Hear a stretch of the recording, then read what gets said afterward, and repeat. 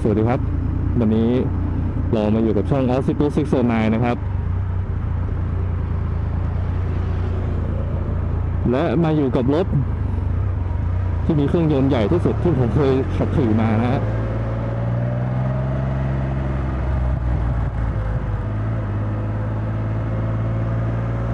Triumph Rocket 3นะครับปี 2020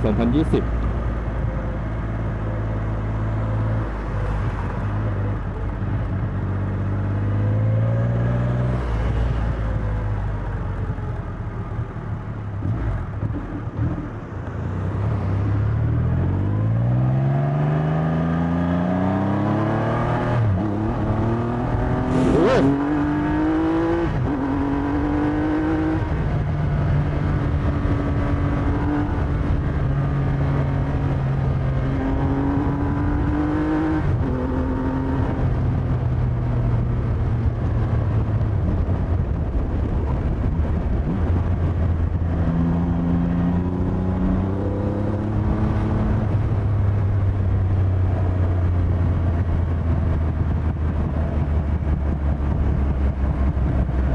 อ่า Rocket 3ปี 2020เนี่ยได้อัปเกรดเครื่องยนต์ใหม่นะครับเป็นเครื่อง3สูบ2,458ซีซีนะครับผมใหญ่ที่สุดตั้งแต่ไทอัมเคยทำมานะฮะแรงม้า160แรงม้าที่ 6,000 รอบ แต่ที่ Amazing สุดๆก็คือแรงบิดขนาด221นะครับนิวตันเมตรที่ 4,500 รอบ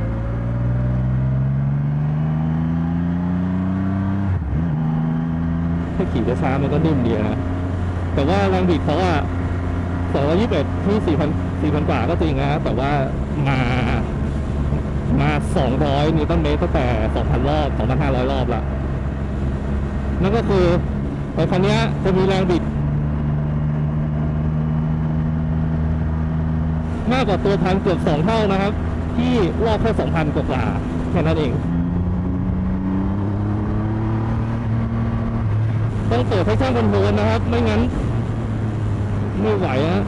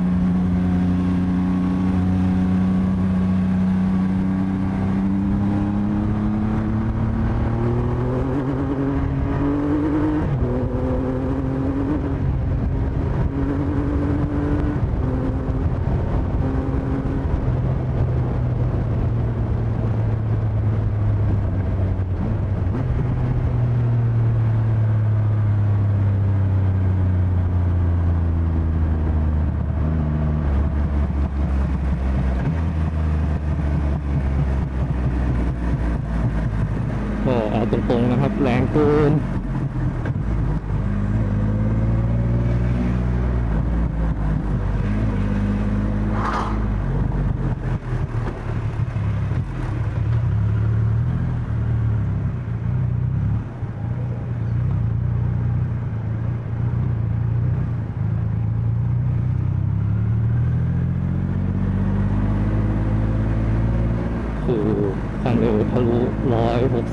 สิบง่ายมากๆเลยนะครับ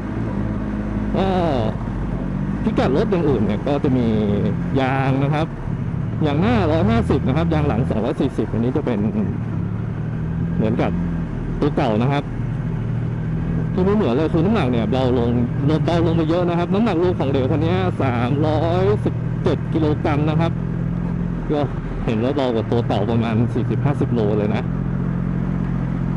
แรงม้าแรงบิดที่ทำได้เยอะกว่าเดิมนะฮะรถเบาลงก็หมายความว่าคล่องตัวมากขึ้นทั้งที่เป็นอะไรที่ผมไม่คิดว่าจะคล่องตัวเท่าไหร่นะครับ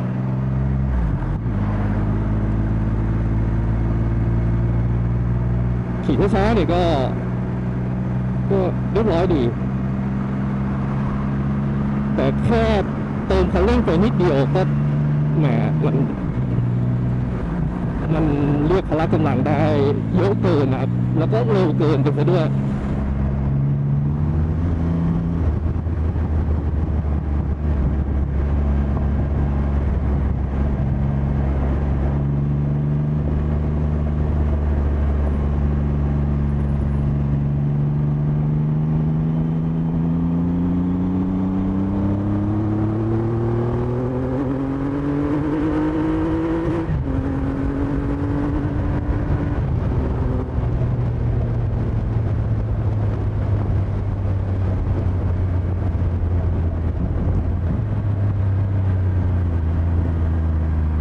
ที่บางจังหวะได้ยินเสียงเขาจะวุบนั่นคือเทคชั่นคอนโทรลน่าจะทำงานนะครับเพราะว่ามันแรงบิดมันเยอะมากจริงๆอ่ะนี่เป็นรถที่ แรงที่สุดที่ผมเคยขี่มาแล้วเนี่ยมันไม่เหมือนรถสปอร์ตที่ว่าจะบิดไปรอบปลายแล้วมันจะมาปื๊ดเดียวนะครับอันนี้คือแค่รอบไหนก็ได้อ่ะวิ่งอยู่แล้วคุณพลิกข้อมือขึ้นมาแค่นี้คุณซ้อนก็หงายแล้วครับ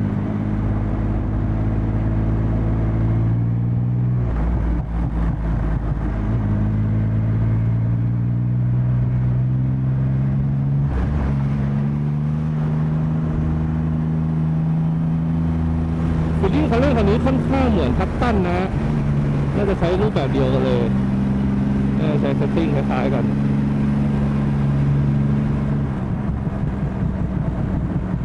ในโหมดสปอร์ตที่ผมใช้อยู่ตอนนี้ก็จะค่อนข้างเร็วนิดนึงนะแต่ก็มันดีนะไปตายขี่ในโหมดเลนยังจะเร็วเลยมั้งคันนี้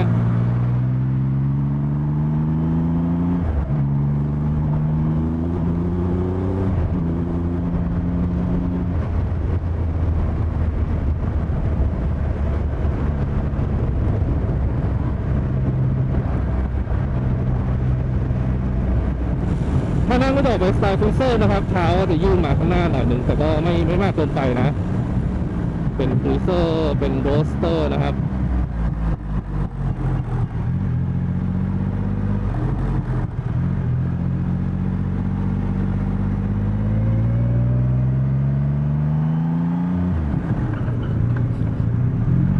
เบรกหน้าเป็น Brembo M4.30 นะครับ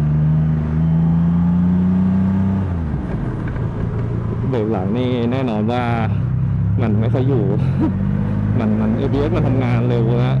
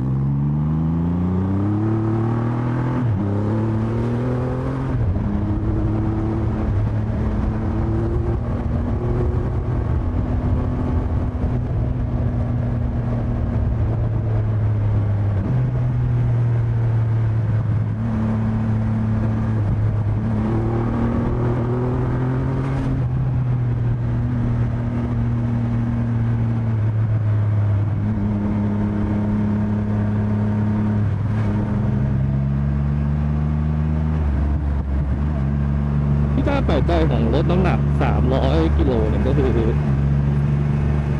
เขาเลือกเซตช่วงล่างมาได้ค่อนข้างดีเลยนะเนี่ยเก็บนี่เป็นมาตรฐานโรงงานนะครับผมว่าก็ใช้ได้เลยทีเดียวไม่นิ่มเกินแล้วก็ไม่ได้แข็งเกินไปอยู่ในระนาบที่โอเคเก็บอาการรถได้ค่อนข้างดีนะครับช่วงหน้าปรับได้นะครับเช่นเดียวกับข้างหลังนะฮะ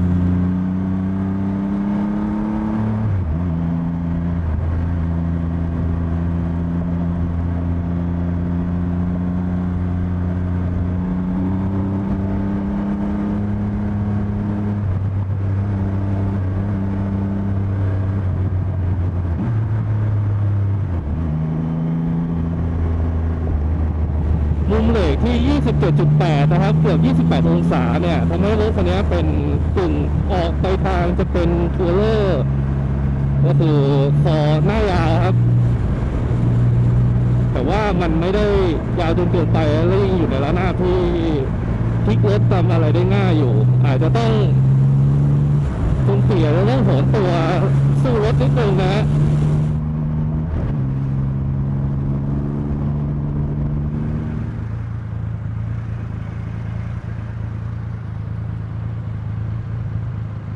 เบาะนั่งสูงประมาณ770กว่านะครับก็คือเนี่ยครับผมสามารถลงได้เต็ม2 เท้าความร้อนที่ออกมาจากเครื่องก็มหาการนะครับตอนนี้แสบไปหมดทั้งขาเลยผมว่านะเครื่องเกือบ2,500นะครับ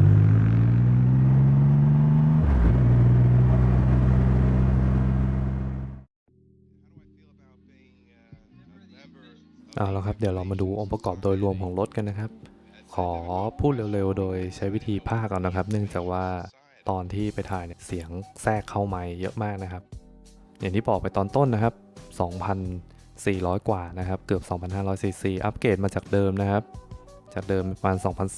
2,300 แรงม้าก็ได้เยอะขึ้นนะครับเป็น 165 จากเดิมเนี่ย 148 นะครับก็คือมอนสเตอร์นะครับมอนสเตอร์ไบค์ชัดๆเลยนะฮะก็แรงบิดเนี่ยเท่ากับรถเก่งนะครับแรงบิดเท่ากับรถเก่ง Camry 2.4 นะครับที่ 4,000 รอบนะฮะ Rocket คันนี้เป็นตัว R นะครับจะมี2โมเดลคือตัว R กับตัว GT นะครับตัว GT ก็จะมีอุปกรณ์เพื่อให้เดินทางได้สะดวกสบายขึ้นนะครับเป็นพวกแฮนด์กันลมแล้วก็อุปกรณ์ส่วนช่วยอุ่นมืออะไรพวกนี้ครับพนักพิงหลังอะไรก็ว่ากันไปนะครับก็จะเพิ่มความสะดวกสบายให้กับการขี่ตัว R ก็จะคือเน้นการขับเอามันนะครับเน้นความมันเป็นหลักนะครับผมรถเนี่ยสามารถคัสตอมไมซ์ได้หลายจุดนะครับจุดหนึ่งที่ผมไม่มีเวลาทำก็คือการตั้งค่าไมค์นะครับไมค์เนี่ยสามารถเลือกให้แสดงผลได้หลายแบบมากนะครับแต่ว่าเนื่องด้วยระยะเวลาที่จำกัดจริงๆนะครับก็เลยได้แต่เอามากด traction control กดเลือกโหมดแล้วก็ต้องบิดออกไปเลยนะครับไม่มีโอกาสได้ตั้งค่าไมค์แล้วก็ตัวนี้เนี่ยไมค์จะเป็นแบบสมาร์ทนะครับซิงก์กับมือถืออะไรได้หมดเลยนะครับเป็นอีกอย่างความสะดวกสบายอีกอย่างจากไทอัมนะครับยางตัวนี้เป็นไซส์พิเศษได้มาทั้งล้อหน้าและล้อหลังนะครับหน้าเนี่ย150 80ล้อขอบ17นะครับข้างหลัง240/50ขอบ16นะฮะใช้ยางของ A1 Cobra Chrome นะครับก็ยางกุยเซอร์นะฮะแต่เป็นออกกุยเซอร์สปอร์ตนิดนึงนะครับให้กริปที่กำลังดีเลยยางตัวนี้ก็ถือว่ามั่นใจได้ครับไม่รู้ว่าจะมีไซส์อื่นมาให้ใส่หรือเปล่านะครับยางสเปคนี้นี่หายากแน่นอนนะฮะก็จะเห็นได้ว่าตัว R เนี่ยใช้เพลานะครับก็ Rocket เนี่ยจะเป็นใช้เพลาขับแต่ไหนแต่ไรแล้วนะฮะแล้วก็เป็น Pro Arm นะฮะตัวนี้จะมีแบบบังโคหลังต่อมาจาก Arm นะครับก็ดูเรียบร้อยนะครับสวยแล้วก็สะอาดสะอ้านเลยนะล้อก็สวยดีนะครับปั๊มเบรกเนี่ยด้านหน้าเนี่ยเป็น4 พอร์ต 2 ข้างนะครับ Brembo M4.30 นะฮะดิสเบรกเป็นดิสเบรกคู่320 มิลนะครับข้างหลังก็4 พอร์ตเหมือนกัน4 พอร์ตอันเดียวนะครับเป็น Brembo M4.32 นะครับกับดิสเบรกขนาด300 มิลนะครับก็ใหญ่นะใหญ่ทั้งหน้าทั้งหลังเลยนี่ก็มาดูด้านฝาข้างขวากันบ้างนะครับตรงที่เห็นนี่จะเป็นท่อไอเสียนะครับที่รวมออกมาก็จะมีการ์ดท่อมาให้นะครับแต่ว่า ความร้อนที่ออกมาเนี่ยก็เรียกว่าสุดๆเลยนะครับเพราะเครื่องเขาก็ใหญ่ยังไม่พอท่อก็ยังมาอยู่ใกล้น่องเลยนะฮะตรงนี้ใครที่ใส่ผ้าใบก็ระวังให้ดีนะครับระวังให้ดีอาจจะมีไหม้มีละลายติดกันได้นะครับพักเท้าออกจะยื่นไปด้านหน้านิดนึงนะครับก็อันนี้ก็ต้องเป็นเรื่องที่ต้องระวังนะครับปั๊มเบรกหลังเนี่ยเป็นปั๊มแท้งนะครับไม่ใช่เป็นปั๊มหลอดเหมือนที่เรารถรุ่นอื่นเขาใส่กันนะเป็นแท้งเหมือนแบบปั๊มเบรกหน้าของรถเล็กเลยนะฮะก็คือถือว่าใหญ่มากนะครับถ้าเทียบกันจุดที่แจ๋วๆในการดีไซน์ก็นี่นะครับพักเท้าหลังเนี่ยเป็นแบบพับซ่อนเก็บได้นะครับให้ความสวยงามความเรียบร้อยแล้วก็แข็งแรงนะครับเป็นโลหะทั้งชิ้นนะครับผมมองเข้าไปด้านในก็จะเป็นตัวโชคหลังนะครับชุดนี้จะเป็นของโชว่านะฮะใช้ปรับได้หมดเลย Preload Rebound Compression เช่นเดียวกับด้านหน้านะครับ Preload Rebound Compression ได้เหมือนกันตัวไมค์เนี่ยจะสามารถตั้งมุมมองอะไรได้นะครับก็ถ้าได้มีเวลามาท่านไหนที่ได้มีเวลามาลองนะครับก็ลองปรับดูนะครับลองปรับดูเปลี่ยนหน้าจอเปลี่ยนสีอะไรได้หมดเลยถ้าใครมีแอปก็ซิงก์กับมือถือได้นะครับ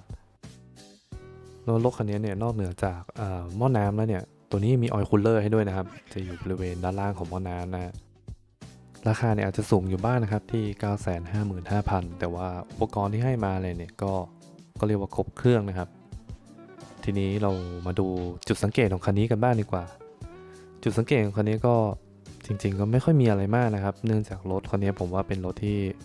ค่อนข้างจะโอเคอยู่เลยในระดับหนึ่งนะครับจุดสังเกตอย่างแรกเลยเนี่ยก็คือ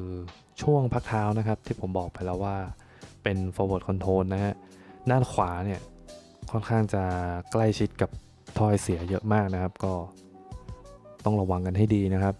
แล้วก็การที่เป็น forward control เนี่ยแต่ว่ารถมีพลังแบบเหลือเฟือมหาศาลจริงๆเนี่ยคือถ้าไม่ระวังเนี่ยเท้าปิวนะครับปิวนะผมตะกี้ขี่ก็มีปิวหลุดออกมาเหมือนกันนะครับคือมันแรงจริงๆฮะแรงแบบน่ากลัวเลยอะและนั่นก็เป็นจุดสังเกตจุดที่2นะครับก็คือรถเนี่ยมีพละกำลังมากนะครับเลยต้องใช้ traction control ช่วยในการควบคุมรถก็จะรู้สึกได้ว่า traction control เนี่ยเข้ามาแทรกในหลายจังหวะนะครับซึ่งจริงๆก็เป็นเรื่องดีนะแต่นั้นก็แสดงให้เห็นว่ารถเนี่ยมันมีพละกำลังมากเกินไปนะครับสำหรับผู้ขี่ที่ไม่ค่อยคุ้นชินกับรถที่มีพละกำลังมากขนาดนี้หรือว่ามีทักษะการควบคุมรถที่แบบไม่สามารถจะเอารถน้ำหนักขนาดนี้และมีพละกำลังขนาดนี้ได้เนี่ยรถคันนี้ก็ถือว่าเป็นตัวเลือกที่อันตรายนะครับจุดสุดท้ายเลยที่เป็นจุดสังเกตก็จะเป็นเรื่องการเข้าใช้งานฟังก์ชันต่างๆของตัวรถนะครับซึ่งตอนขี่อยู่เนี่ยก็สามารถใช้ได้นะครับแต่ด้วยว่าหน้าจอเนี่ยใช่อยู่ว่ามันปรับแต่งง่ายครับแต่ว่าจอเนี่ยอยู่เล็กนะครับแล้วก็ค่อนข้างจะไกลนิดนึงก็เลยอาจจะมองยากสักนิดนะฮะถ้าให้ดีเนี่ยควรผู้ขับขี่เนี่ยควรจะศึกษาแล้วก็ปรับแต่งข้อมูลรถให้เสร็จนะครับแล้วก็ตอนขี่เนี่ยก็ถ้าจะเปลี่ยนอะไรเนี่ยก็ต้องอาศัยความคุ้นชินพอสมควรนะครับแต่โดยรวมแล้วเนี่ยก็ต้องถือว่าเป็นรถที่ขี่มันคันหนึ่งเลยนะครับออกจะเป็นรถที่ซาดิสสักนิดนึงต้องการสมาธิจากผู้ขับขี่มากสักหน่อยนะครับแต่ว่าสิ่งที่ได้กลับมาเนี่ยคือประสบการณ์ที่มันไม่มีรถคันไหนทำได้แบบนี้ครับมันแรงจริงๆแรงแบบคนหัวลุกเลยก็ต้องขอบคุณ Breed Bike เชียงใหม่นะครับตัวแทนจำหน่ายไทอัมเชียงใหม่อย่างเป็นทางการนะครับผมที่ให้เรามาทดสอบ Triumph Rocket 3 R ในวันนี้นะครับก็ขอบคุณท่านผู้ชมนะครับที่ติดตามด้วยยังไงก็ฝากกดไลค์กด Subscribe กดแชร์นะครับแล้วเรามาพบกันใหม่ในคลิปหน้าสวัสดีครับ